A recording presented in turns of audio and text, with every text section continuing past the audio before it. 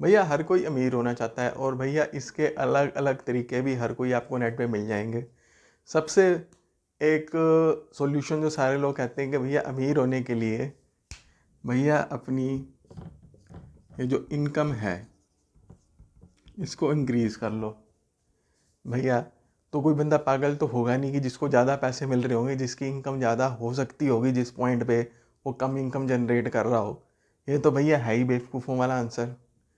हाँ, लेकिन हम ये जरूर कर सकते हैं कि अपनी इनकम में से ही हम अपनी इनकम को कैसे इंक्रीज़ कर सकते हैं टाइम से। क्योंकि देखो आपको जितनी इनकम मिल रही है, आपको अपने पोटेंशियल पे इनकम मिल रही है, आप कम इनकम पे वैसे ही काम नहीं करोगे। भाई कोई भी बंदा बेवकूफ़ थोड़ी ना है जिसको 50 रुपये मिल रहे हैं वो भैया 20 रुपये में काम करेगा। भैया जितने उसको मार्केट में मिल रहे हैं वो उतने पे तो काम कर रहा है। लेकिन हमने अमीर होने की ये देखना है, हमको ये जो इनकम मिल रही है हम इसी से ही और अपनी इनकम को कैसे जनरेट कर सकते हैं। मान लो आप कहीं पे जॉब कर रहे हो, ठीक है, वहाँ पे आपको 30,000 30,000 रुपये हर महीने मिल रहे हैं। तो भैया आपको जितनी आपकी स्किल है आपको उतने तो मिल ही रहे हैं। अब लोग कहते हैं जी भैया अपनी इनकम को रेस कर लो। अगर हम इनकम को रेस कर पाते होते तो भैया पहले ही कर लेते। भाई 30,000 रुपये कौन काम करता, 50,000 रुपये बुरे हैं, 1 लाख पे भैया कर रहे होते।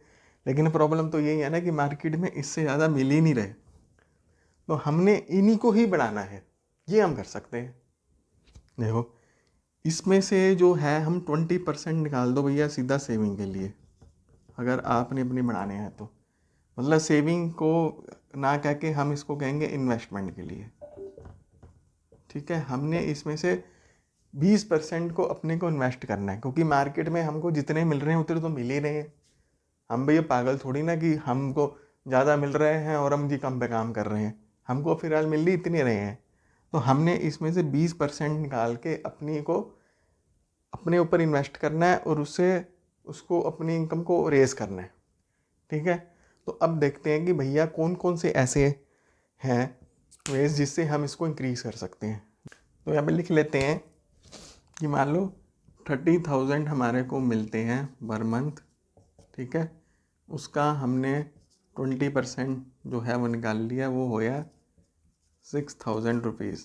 हमने इसी के साथ ही खेलना है, क्योंकि भैया हमारे घर का खर्चा भी है, ठीक है, हमारे को कुछ ज़रूरतें भी हैं, अपने शौक भी हैं जो भी पूरे करने हैं। तो सारे पैसे लगा देंगे तो फिर तो भाई जीने का फ़ायदा ही कोई नहीं।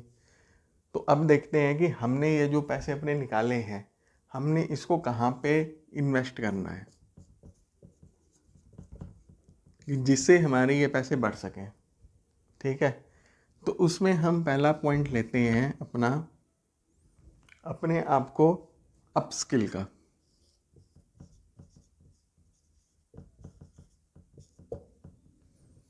ये है अपस्किल है सबसे इम्पोर्टेंट इन्वेस्टमेंट अपनी इनकम को रेस करने के लिए।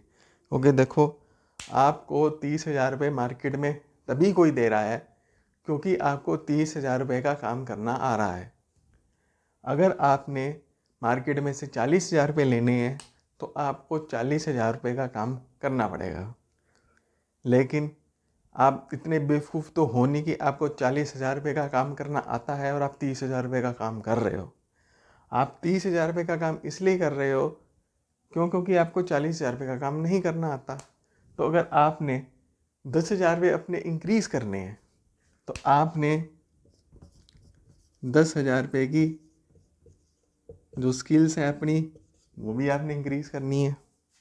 क्योंकि भैया सीधी सी बात है, आप जब तक अपनी स्किल को इंक्रीज़ नहीं करोगे वो होंगी ही नहीं। और इसको इंक्रीज़ करने के लिए आपको अपने ऊपर इन्वेस्टमेंट करनी पड़ेगी, क्योंकि अपने आप तो काम देखो कुछ आता ही नहीं करना। उसके लिए थोड़ी बहुत इन्वेस्टमेंट तो करनी पड़ती है, थोड़ी बहुत ट्रेनिंग तो लेनी पड़ती है, थोड़ा बहुत उसको सीखना तो पड़ता ही है। तो अपने इसमें से 6,000 में से अपने हिसाब से देखो हम इंटरनेट में इन्वेस्टमेंट कर सकते हैं अपनी जी। इंटरनेट का प्लान ले लिया, ऑनलाइन वीडियो सीख रहे हैं, उससे भी अपनी स्किल्स हमारी इंक्रीज़ हो रही हैं। या जी हम कोई बुक्स परचेज़ करें जिससे हमारी जो वो है स्किल जो है वो इंक्रीज़ हो जाए। या हम किसी के साथ कोचिंग लें जिससे हमारी स्किल इंक्रीज़ हो जाए, ठीक है। तो ये थोड़े बहुत पैसों की इन्वेस्टमेंट आपको सबसे पहले इसमें करनी पड़ेगी। फर्स्ट नंबर यही है, चाहे आप इंटरनेट का प्लान लो, चाहे आप बुक को परचेज करो, ख़रीदो, ठीक है, चाहे आप कोचिंग में जाके फीस दो इंक्रीज़ करने के लिए। क्योंकि देखो घर बैठे तो स्किल इंक्रीज़ होगी नहीं, अपने आप से तो कुछ हो नहीं सकता, अपने आप से तो एक्सपीरियंस इंक्रीज़ हो सकता है। जो काम आपको करना ही नहीं आता वो आपको काम आप घर बैठे बैठे कैसे करना आ जाएगा, उसके लिए आपको सीखना तो पड़ेगा। चाहे आप इंटरनेट से सीख लो, चाहे बुक परचेज कर लो, चाहे आप कोचिंग से फीस दे के अपनी स्किल को इंक्रीज़ कर लो। कहीं ना कहीं पे तो आपको अपनी स्किल को इंक्रीज़ करना ही पड़ेगा ना। अपने आप जैसे बैठे रहोगे तो भैया कुछ भी नहीं होने वाला। तो सबसे पहले अपनी इन्वेस्टमेंट इसमें करो। देखो जब आपने इन्वेस्टमेंट अपनी कर ली, हो सकता है कि आपकी सैलरी भी बढ़ जाए। आप 30,000 ले रहे हो, मान लो 50 से पहुँचो 60 पे, इसमें मान लो अब आपने अपनी स्किल भी इंक्रीज़ कर ली। ये जब जॉब ढूंढोगे तो आपकी ये जो सैलरी है ये भी बढ़ जाएगी, ठीक है। तो इसका तो कोई वैल्यू उसको तो रही नहीं गई, ये तो आपको सिर्फ समझाने के लिए था कि मतलब 20% बस इसको माइंड में रखो कि 20% आपने अपने ऊपर इन्वेस्ट करना है। और ये नहीं कि एक बारी करके रुक जाना है। अब अगले स्टेज पे पहुंच गए तो थोड़े टाइम बाद फिर अपनी स्किल को अपग्रेड करो, मार्केट में जो नई चीज़ आई है, ठीक है। ये तो होगी अपने ऊपर, ठीक है। अब अगले में चलते हैं कि आपको किस चीज़ में इन्वेस्ट करना है। और दूसरी है आपका इमरजेंसी फंड। ये इन्वेस्टमेंट जो है भैया इस पर कोई भी ध्यान नहीं देता। ये इन्वेस्टमेंट देखो भैया सबसे ज़रूरी है। जो जॉब मार्केट है आजकल वो भैया इस तरीके की हो गई है कि इसमें भैया जॉब सिक्योरिटी नाम की तो चीज़ ही नहीं है। अगर आप ढूंढो भी जाओगे ना कि ऐसी मेरे को जॉब मिल जाए जहाँ पे मेरे को 100% सिक्योरिटी हो, भैया वो किसी में नहीं है। आजकल तो गवर्नमेंट जॉब्स में भी धीरे धीरे करके भैया उनकी भी सिक्योरिटी कम हो जाएगी जैसे जैसे कंप्यूटर इंट्रोड्यूस हो जाएंगे, लेकिन वहाँ पे फिर भी फिलहाल जो है वो सिक्योरिटी है। लेकिन प्राइवेट जॉब्स में तो भैया बिल्कुल भी सिक्योरिटी नहीं है। ये जी आपको कभी भी कह सकते हैं जी आप कल से मत आना, कहीं अपने लिए कोई और जगह ढूंढ लो।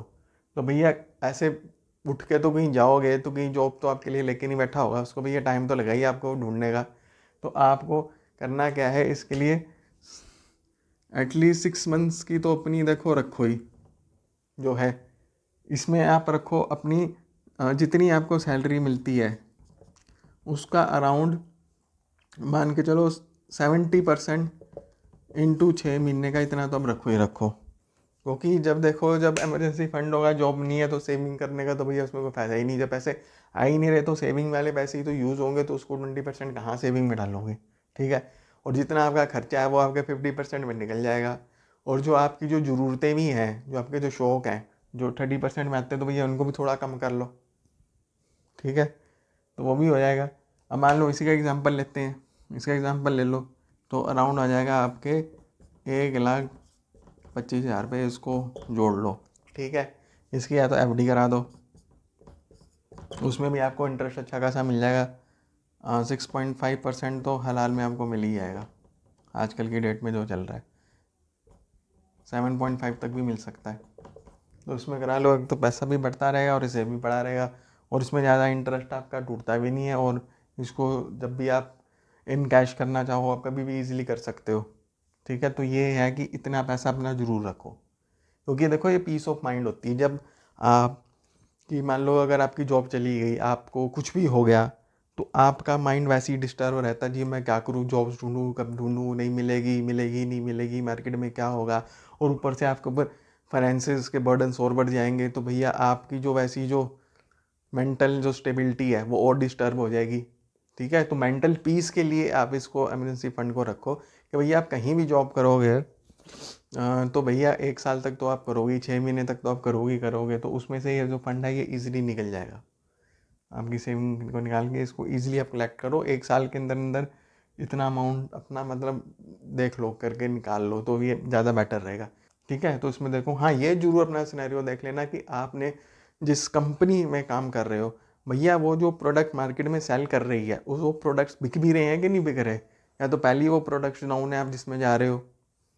तो वो भी ज़रा जॉब्स आपको चेक करनी चाहिए कि उसके मतलब प्रोडक्ट्स क्या हैं मार्केट में कंपनी के।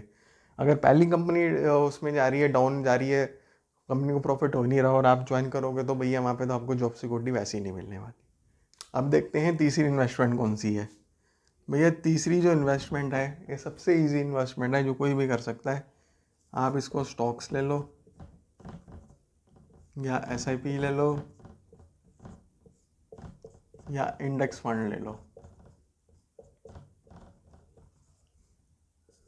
या भाई ये सारी चीज़ें एक ही हैं, ये सारे एक दूसरे से मिलते जुलते हैं, बस इनके नाम ही अलग हैं, ये सारे भाई भाई हैं।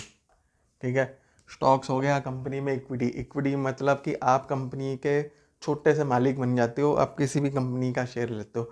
मान लो आपने टाटा की इंडस्ट्रीज़ का शेयर लिया तो आप टाटा की कंपनी के मालिक बन गए, पूरे मालिक नहीं बनोगे, मान लो कुछ परसेंट के बनते होगे, जितने आप शेयर्स खरीदते जाओगे उतने ज़्यादा उसके मालिक बनते होगे। लेकिन मतलब इसमें ये है कि भैया स्टॉक्स में जो है आप अगर इन्वेस्टमेंट करोगे तो भैया इसमें रिस्क ज़्यादा है पैसा डूबने का, लेकिन जो आपकी जो इनकम की जो ग्रोथ है, मतलब रिटर्न ऑफ इन्वेस्टमेंट क्या है, वो मतलब ज़्यादा है। देखो रिटर्न ऑफ इन्वेस्टमेंट को समझते होता ही है कि मान लो आपने 100 रुपये लगाए, आपके 100 रुपये एक साल में कितने बढ़ जाएंगे।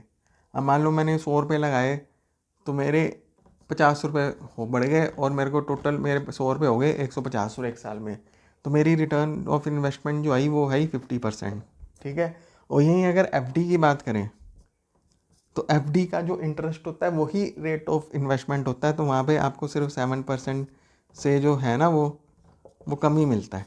ठीक है, तो यहाँ पे रिटर्न ऑफ इन्वेस्टमेंट ज़्यादा होती है, मतलब ये अराउंड 15% तो मिनिमम है, इतना तो मिल ही जाएगा, इसमें ज़्यादा मिल जाएगा।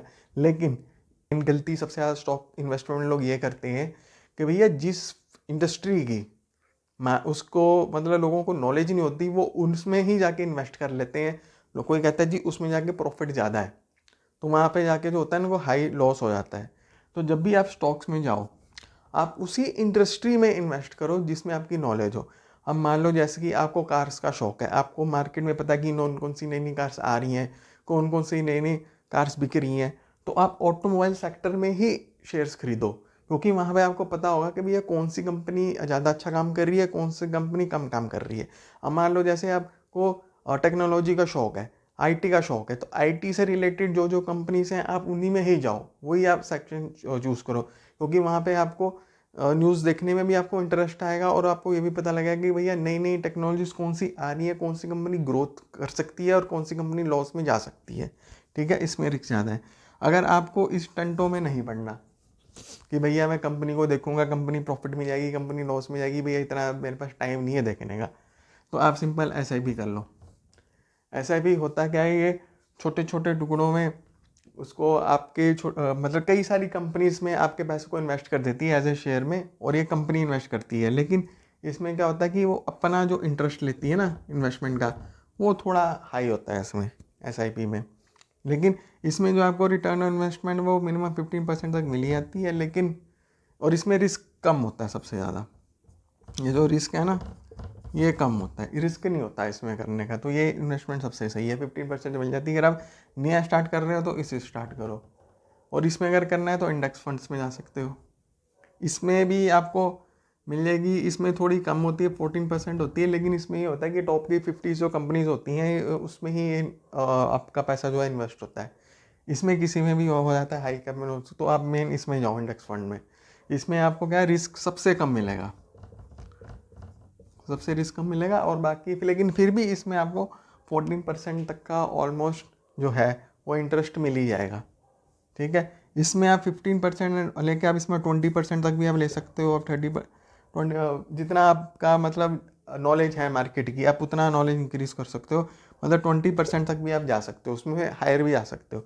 लेकिन इसमें पैसे ये हैं कि एक जो पैसे का लॉस है इसमें सबसे ज़्यादा है, इसमें सबसे कम रिस्क है, और इसमें मतलब इंटरेस्ट भी मिल जाता है, लेकिन इसमें भी थोड़ा बहुत रिस्क है इसके मुकाबले। इंडेक्स फंड में तो बिल्कुल रिस्क है ही नहीं, क्योंकि भैया टॉप की कंपनीज तो बैंकरप्ट हो ही नहीं सकती। ठीक है, तो ये है कि आप स्टॉक्स में इन्वेस्ट करो, जितना आप कंपनी में इन्वेस्ट करोगे, जितने आप कंपनी के इन्वेस्टर बनोगे, और जितनी वो कंपनी ग्रोथ करेगी उतने ही आप ग्रोथ करोगे। ठीक है, मतलब आपने कंपनी के मालिक भी नहीं बने, लेकिन आप कंपनी के मालिक बन भी गए और आप उस कंपनी में काम भी नहीं कर रहे, और कंपनी आपके लिए काम कर रही है। ये स्टॉक्स में मतलब इस इन्वेस्टमेंट का ये फ़ायदा होता है। मैं इजीली मैं समझा देता हूँ। मान लो आपने स्टॉक्स खरीदे, SIP खरीदी या म्यूचुअल फंड्स लिए, तो आप कंपनी के छोटे से मालिक बन गए, बिल्कुल पिद्दू से मालिक, लेकिन आप कंपनी के मालिक हो। अब जो भी उसमें एम्प्लॉइज़ कर रहे हैं काम कर रहे हैं वो आपके लिए काम कर रहे हैं, ठीक है। जितना आप कंपनी का प्रॉफिट होगा उतना आपका प्रॉफिट इंक्रीज होता जाएगा। अब चलते हैं अपने पांचवें उसके इन्वेस्टमेंट के ऊपर, ये भी बहुत ज़रूरी है। ये है आपकी इंश्योरेंस पॉलिसी।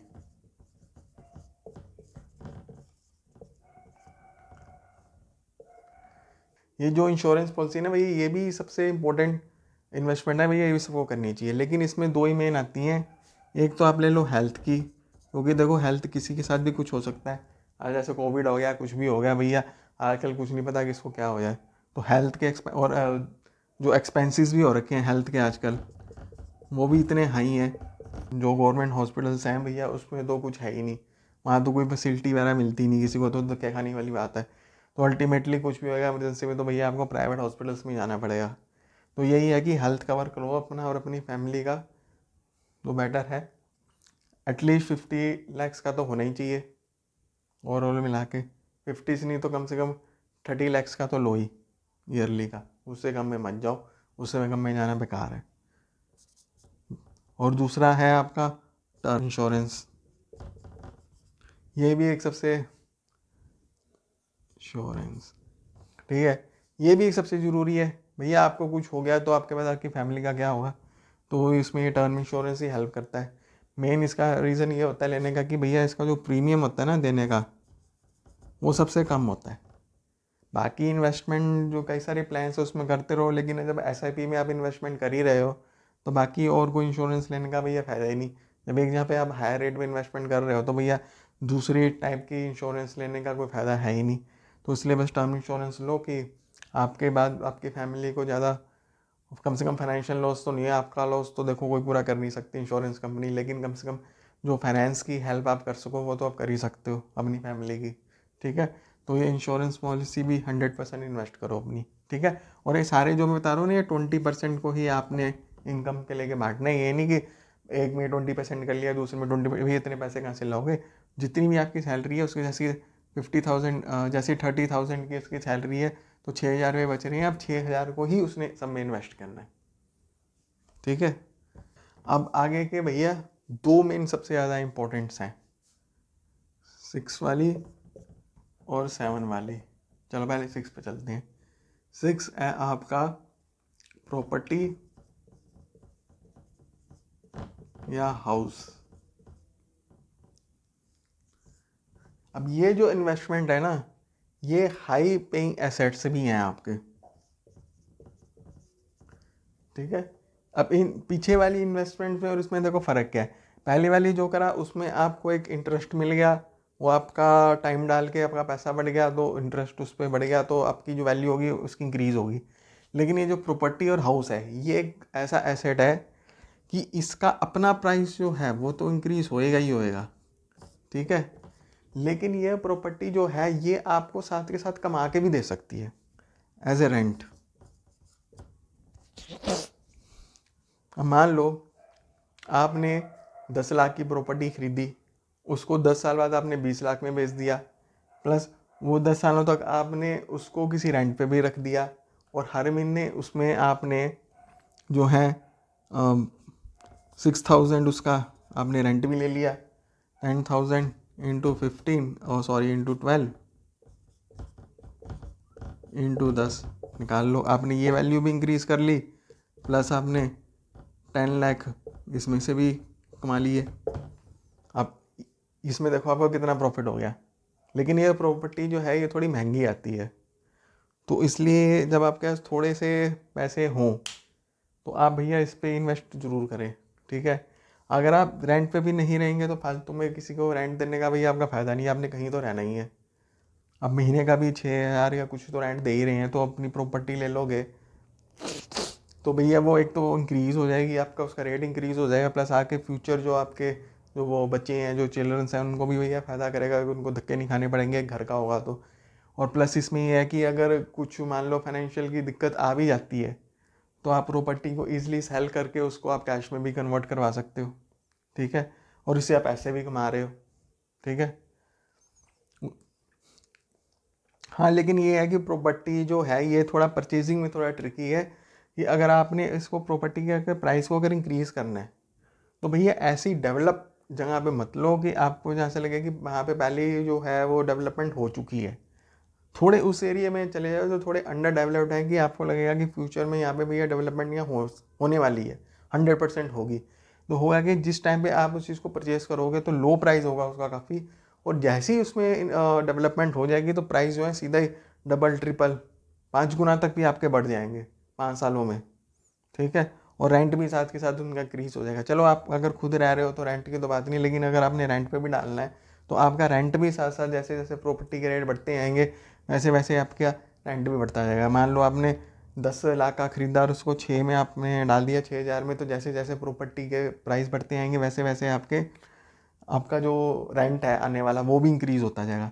तो यही एक सबसे बड़ा एसेट ये है कि इसके खुद की वैल्यू इंक्रीज होती है और ये आपको भी कमा के भी देता है। ठीक है, अगला जो सबसे इम्पोर्टेंट एसेट है भाई वो है गोल्ड प्लस सिल्वर।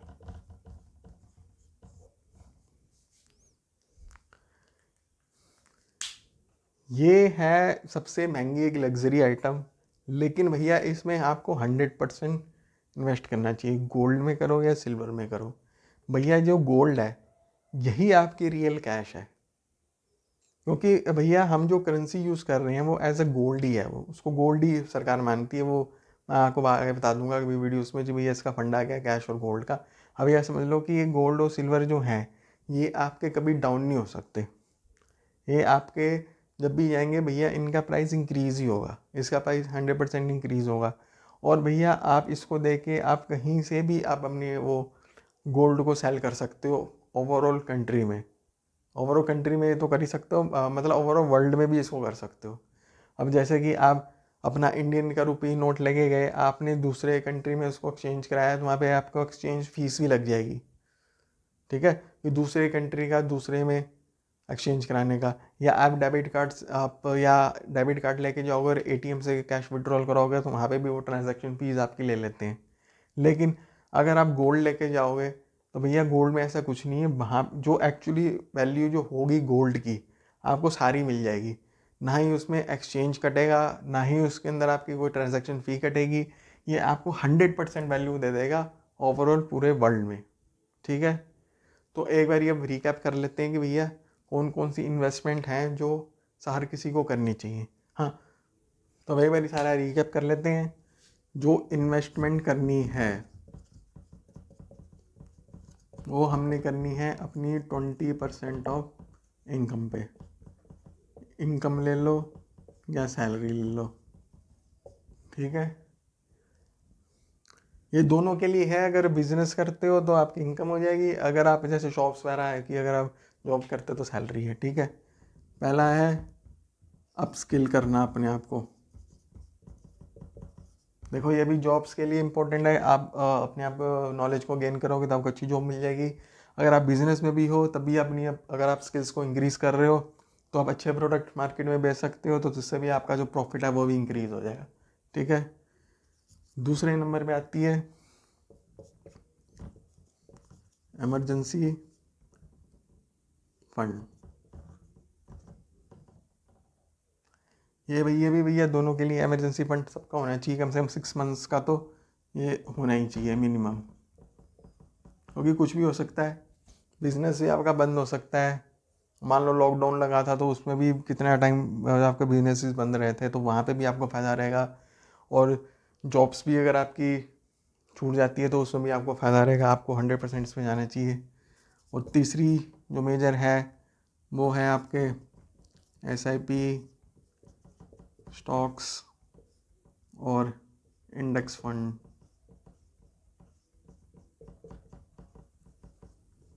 अगर आपको शेयर मार्केट की नॉलेज नहीं है तो इसमें चले जाइए, अगर नॉलेज है तो इसमें चले जाइए। इसमें थोड़े रिटर्न्स कम मिलेंगे, इसमें थोड़ा ज़्यादा मिलेगा, लेकिन हर किसी को अगर मिला के जो भी है 15% तक तो मिल ही जाता है इसमें।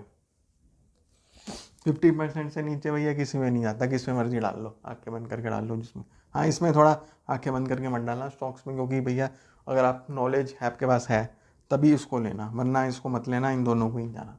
ठीक है, और अगले चलते हैं चौथे पे। चौथा है आपका इंश्योरेंस। ये ज़रूरी है, हेल्थ इंश्योरेंस लेना, टर्म इंश्योरेंस लेना। भैया किसी को कुछ भी हो सकता है, किसी की भी तबीयत ख़राब हो सकती है, कभी भी हो सकती है, तो कहाँ लेके जाओगे फिर, पैसे कहाँ से निकालोगे। तो अगर आपने हेल्थ इंश्योरेंस ले रखी है तो आपको भी फ़ायदा है, और टर्म इंश्योरेंस का तो फ़ायदा है ही है। ये बात तो भैया सही है कि टर्म इंश्योरेंस आपकी कमी तो पूरी कर नहीं सकती, लेकिन फाइनेंशियल हेल्प तो हो ही जाती है इससे। ठीक है।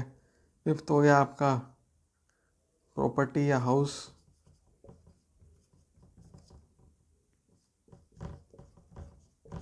ये थोड़ी महंगी आइटम है, तो भैया इसमें थोड़ा आपका लोन भी थोड़ा ज़्यादा जाएगा, लेकिन ये है कि ये खुद भी आपका जो है ये इंक्रीज़ होता है, प्लस आप इससे इनकम भी आप जनरेट कर सकते हो। ये ऐसी है, मान लो आपने ऐसी यहाँ पे ले ली, अंडर डेवलपमेंट मिल रही है, भी यहाँ पे डेवलपमेंट हो नहीं रखी, भैया उसको रेंट पे चढ़ा दो, वो भी अपने आप बढ़ जाएगी, और उसका जो रेंट आएगा वो भी इंक्रीज़ होता जाएगा। आप इसी के रेंट से ही अपना रेंट दे सकते हो, जो रेंट यहाँ से आएगा, यहाँ रेंट भी, तो उसमें 100% भैया इसमें प्रॉफिट ही होता है, लॉस ज़्यादा होता नहीं। ठीक है। सिक्स्थ है आपका गोल्ड प्लस सिल्वर। भैया इसमें भी हर किसी को इन्वेस्ट ज़रूर करना चाहिए।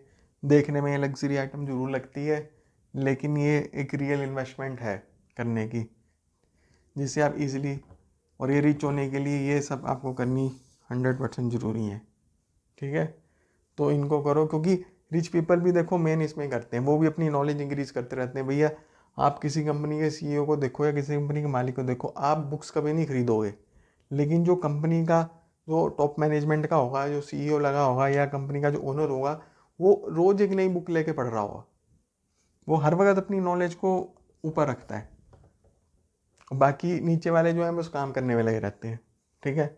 इमरजेंसी फंड भी इनके पास ज़रूर होगा, जो अमीर पीपल हैं। ठीक है। और स्टॉक्स में तो वो करते ही करते हैं, इंश्योरेंस सबने ले रखी है, और प्रॉपर्टीज़ जो मेरे लोगों ने एक नहीं 3-4 ले रखी हैं। हाँ, लेकिन ये है कि अगर आपके पास पैसे कम हैं तो आप एक प्रॉपर्टी तो ज़रूर ही लो, तो हर किसी को अपनी लाइफ में परचेज़ करनी चाहिए।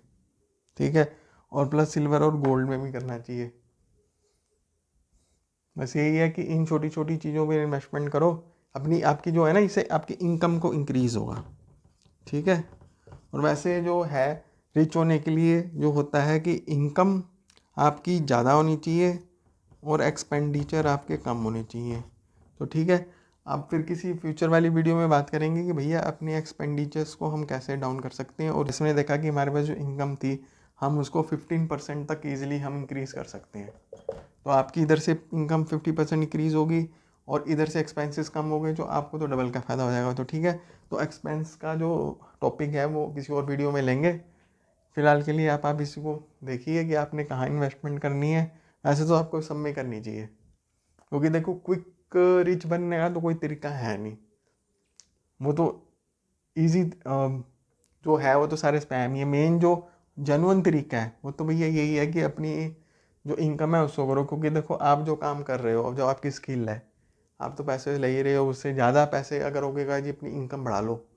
ये इनकम बढ़ाना इतना ईजी होता तो भैया आप 30,000 में काम करके हो रहे होते यही है ना कि अपनी 30,000 को ही हमने इंक्रीज़ कर देना है और अपने इनकम को इंक्रीज़ करना है। ठीक है। तो बस आज के टॉपिक में यही है, अगर कुछ भी वैल्यू ऐड हुई हो इस वीडियो से तो भैया इसको लाइक करना, शेयर करना, भैया आपको जो लगता है वो कमेंट भी करना इस वीडियो में, और भैया चैनल को सब्सक्राइब भी कर लेना। बाय।